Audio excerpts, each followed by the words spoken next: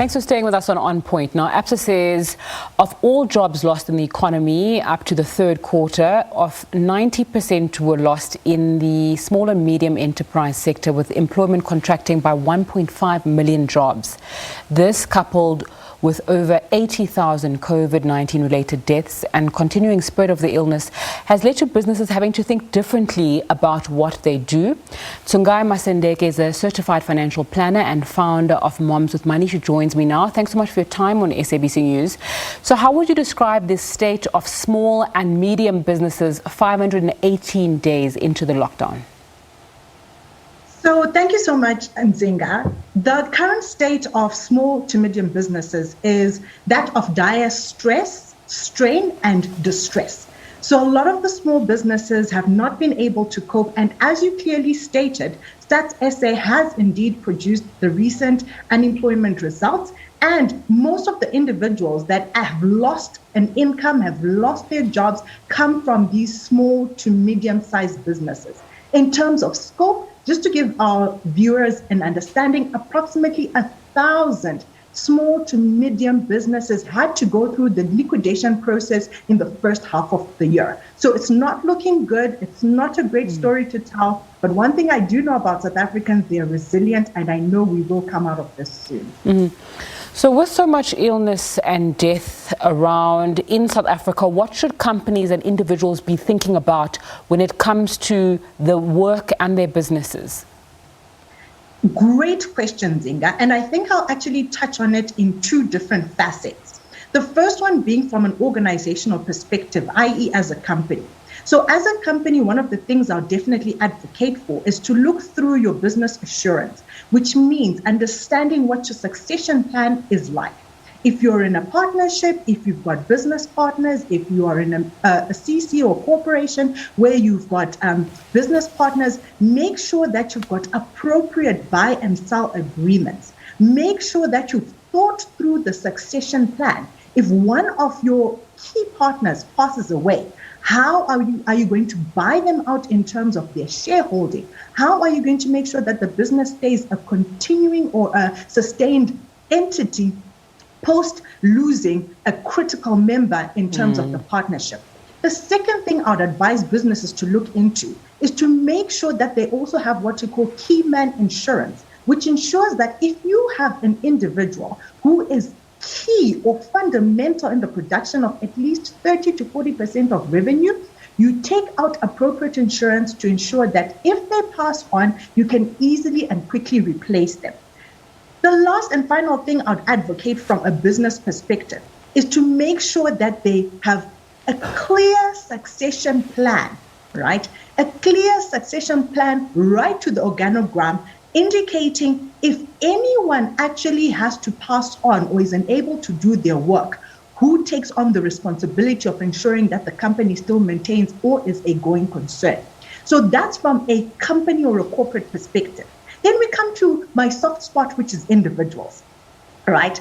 With individuals, there are a couple of things that you need to make sure are on point right now. The first thing being that you check your own personal insurances. Is your life cover adequate? Is your dread disease cover adequate? Is your disability assurance adequate? And make sure you review these things on an ongoing basis. The policy you took out 5-10 years ago might have been relevant then, but with the change in the economic situation, you need to make sure that you've got appropriate cover, you've got appropriate benefits to ensure that you and your loved ones can continue the current lifestyle should anything happen to you as a main breadwinner.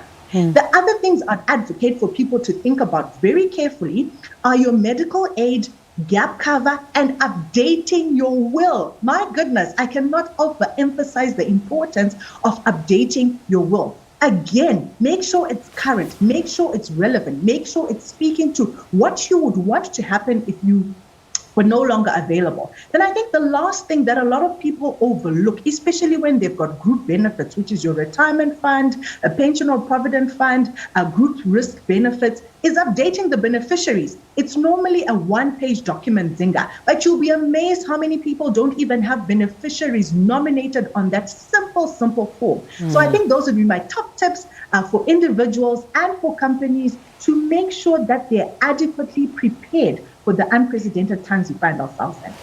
All right, so you've spoken both in an individual capacity and a business capacity about wills and legal documents and processes that need to happen. Often small businesses don't have a lawyer on retainer or plan beyond maybe the next 5 years. People as well, a lot of people don't have wills or someone giving them legal advice. What would you say to those people, and how can they rectify that in a manner that perhaps doesn't break the bank? Excellent. So for starters, with wills, right? In South Africa, we've got National Wills Week. Put it in your calendar, put it in your diary. National Wills Week allows individuals to actually have a will drafted absolutely free. So if you cannot afford a lawyer, if you cannot afford the legal fees that come with drafting a will, look out for National Wills Week, where professionals like myself, a certified financial planner, can actually assist you pro bono. When it comes to small businesses, you rightfully said it. Right now in the current economic environment, a lot of them are hardly making it from a cash flow perspective. And the last thing someone will be thinking about is adding additional costs to hire a lawyer on retainer. So what I would like to advise those individuals that have got legal cases and they find themselves cash-strapped is knock on the doors of your small to medium / proprietors in terms of legal firms. Most of them, will allow you to consult with them on a pro bono basis.